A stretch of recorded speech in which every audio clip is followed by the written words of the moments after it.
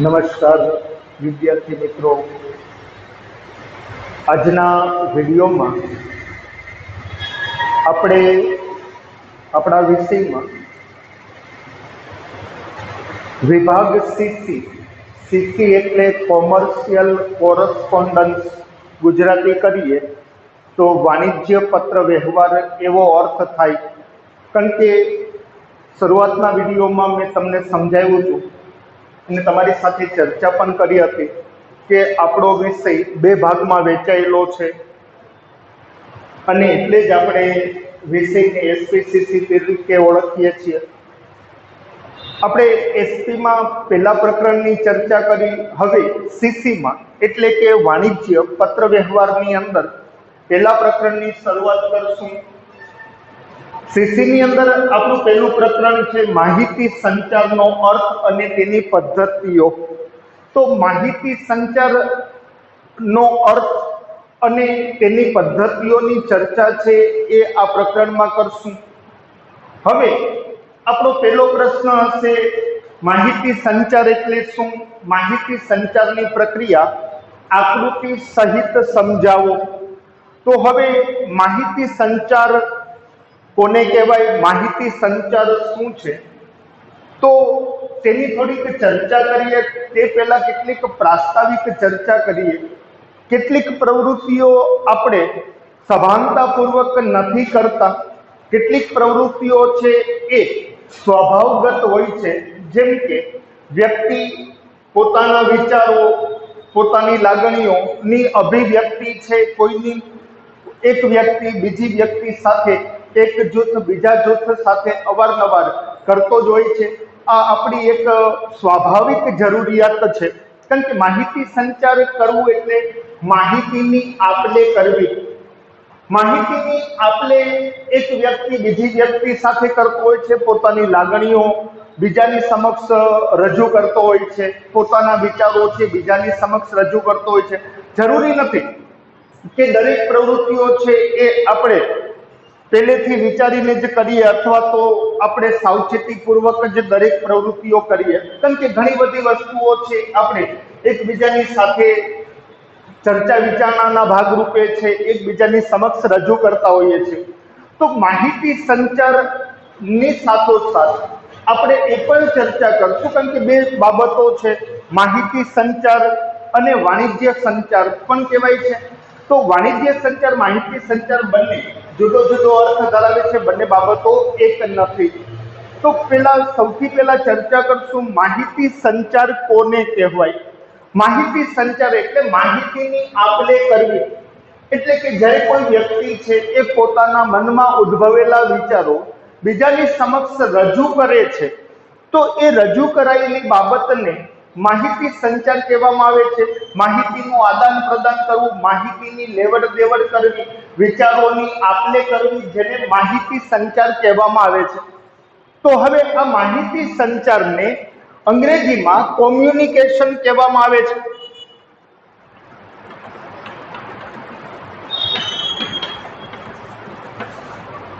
માહિતી સંચાર માટે અંગ્રેજી ભાષામાં શબ્દ છે કોમ્યુનિકેશન। કોમ્યુનિકેશન કરવું એટલે માહિતીનું આદાન પ્રદાન કરવું, માહિતીની લેવડ દેવડ કરવી, લે વેચ કરવી। તો આ માહિતીની આપ-લે કરવાની પ્રક્રિયાને આપણે માહિતી સંચાર કહીએ છીએ। તેના માટે અંગ્રેજી શબ્દ છે કોમ્યુનિકેશન। હવે આ કોમ્યુનિકેશન શબ્દ જે મૂળ અંગ્રેજી શબ્દ છે તે શબ્દનો ઉદ્ભવ મૂળ લેટિન ભાષાના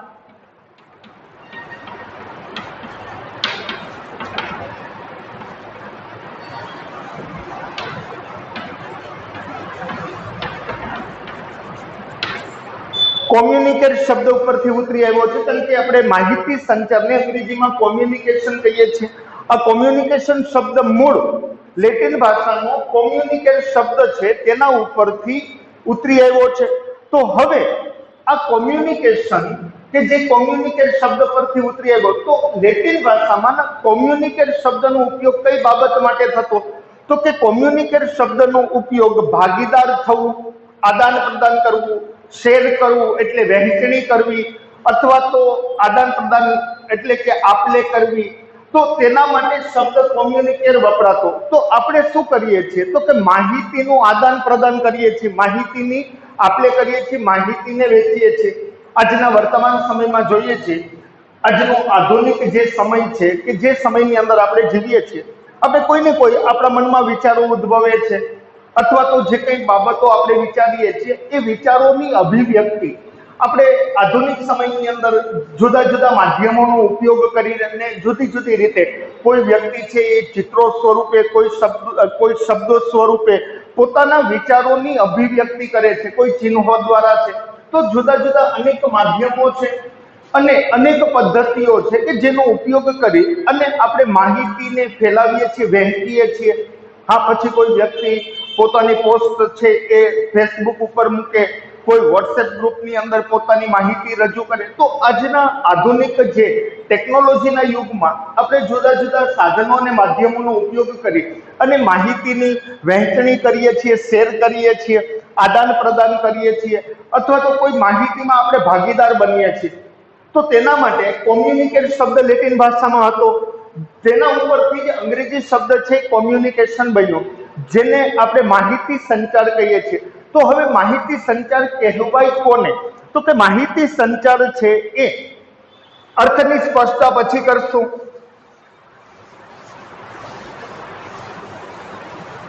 ઓકે, તો મુદ્દો હતો માહિતી સંચાર કોને કહેવાય? તો કે માહિતી સંચારનો અર્થ ટૂંકમાં કરીએ તો માહિતી સંચાર એટલે માહિતીની આપલે કરવાની પ્રક્રિયાને માહિતી સંચાર તરીકે ઓળખવામાં આવે છે, અથવા તો માહિતીની લેવડ દેવડ આપલે કરવાની પ્રક્રિયાને માહિતી સંચાર કહેવામાં આવે છે. સાથોસાથ આપણે બીજી રીતે અર્થની સ્પષ્ટતા કરીએ તો માહિતી સંચાર કોને કહેવાય? તો માહિતી સંચાર એટલે કોઈ એક પક્ષકાર અથવા તો કોઈ એક જૂથ નજીક અથવા તો દૂરની બીજી કોઈ વ્યક્તિ કે બીજા જૂથને માહિતીની જે કંઈ આપલે કરે છે અથવા તો માહિતીની જે લેવડ દેવડ કરે છે, માહિતીની લેવડ દેવડ દ્વારા સામા પક્ષકાર સુધી માહિતી પહોંચાડવી અને તેના મનમાં માહિતીની જરૂરી સમજ ઊભી કરી અને તેનો પ્રતિભાવ મેળવવાની પ્રક્રિયાને માહિતી સંચાર કહેવામાં આવે છે. એટલે કે એક પક્ષકાર પોતાના વિચારો, પોતાની માહિતી બીજા પક્ષકાર સમક્ષ રજૂ કરે છે. પછી એ વ્યક્તિ નજીક હોય કે દૂરના અંતરે હોય, આજે આપણે જોઈએ છીએ ટેલિફોન કે મોબાઈલના ઉપયોગ દ્વારા, ઇન્ટરનેટના ઉપયોગ દ્વારા આપણે નજીકની વ્યક્તિ અથવા તો દૂરની વ્યક્તિ સુધી માહિતીને પહોંચાડીએ છીએ. હવે એ માહિતી સામા પક્ષકાર સુધી આપણે પહોંચાડવાનો જ માત્ર માહિતી સંચારમાં અર્થ નથી કે ભાઈ માહિતી પહોંચાડવી એટલે માહિતી સંચાર નહીં. માહિતીની સામા પક્ષકારની જરૂરી જે સમજ છે તેના મનમાં ઊભી કરવાની. કારણ કે માહિતી સંચારમાં માત્ર ને માત્ર માહિતી પૂરી પાડવાનો હેતુ નથી, પરંતુ એ માહિતી સામા પક્ષકારને સમજાવવાનો પણ હેતુ છે. એટલે કે એના મનમાં માહિતીની જરૂરી સમજ ઊભી કરી અને તેનો પ્રતિભાવ મેળવવાની પ્રક્રિયાને માહિતી સંચાર કહેવામાં આવે છે. તો હવે માહિતી સંચારની પ્રક્રિયા આપણે સમજશું, આકૃતિ દ્વારા સમજવાનો પ્રયત્ન કરશું. હું આકૃતિ અહીંયા દોરીશ, પછી દરેક મુદ્દાઓની આપણે ચર્ચા કરશું. તો સૌથી પહેલા હું બોક્સ બનાવી લઉં છું, પછી આપણે આકૃતિના આધારે સમજવાનો પ્રયત્ન કરશું.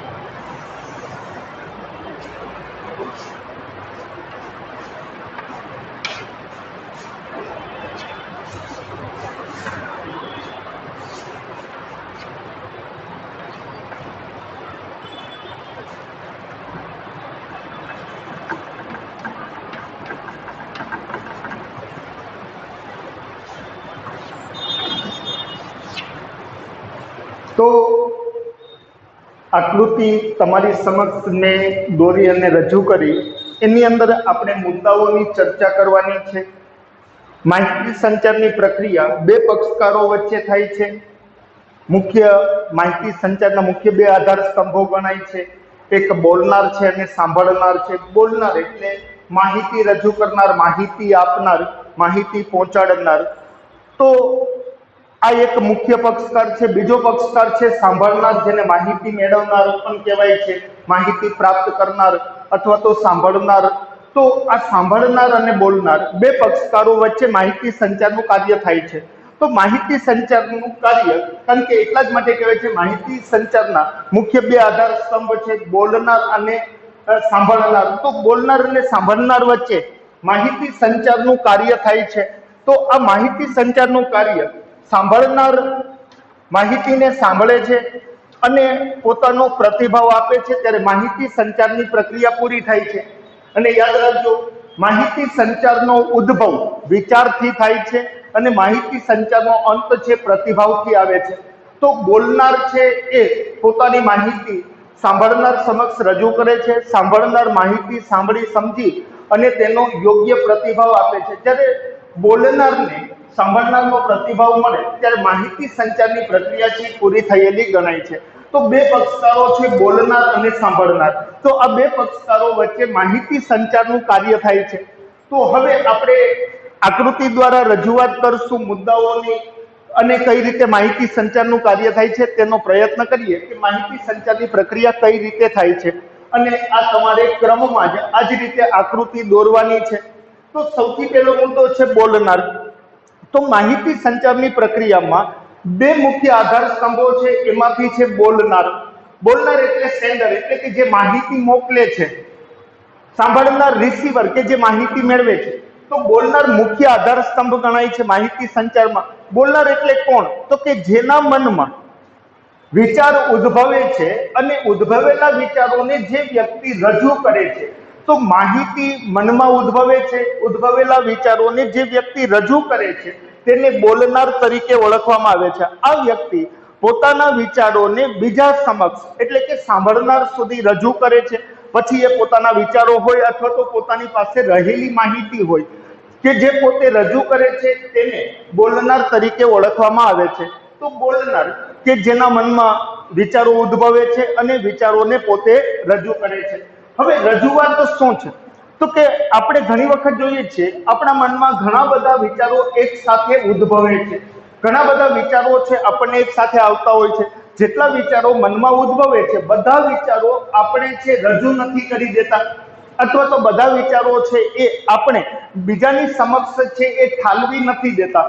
તો જે બોલનાર છે કે જેને મનમાં વિચારો આવ્યા, એ વિચારો અનેક હોઈ શકે છે. એક સાથે અનેક બાબતો પોતાના મનમાં અથવા તો પોતાના વિચારોમાં ઝબકે છે. તો બધી માહિતી અથવા તો બધા વિચારો છે એ પોતે રજૂ નથી કરી દેતો. એટલે બોલનાર શું કરશે?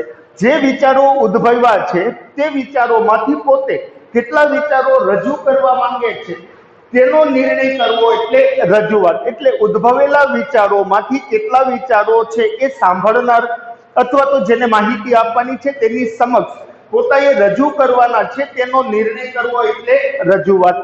હવે વ્યક્તિને વિચારો ઉદ્ભવેલા વિચારોમાંથી વ્યક્તિ નક્કી કરે કે કેટલા વિચારો રજૂ કરવા છે.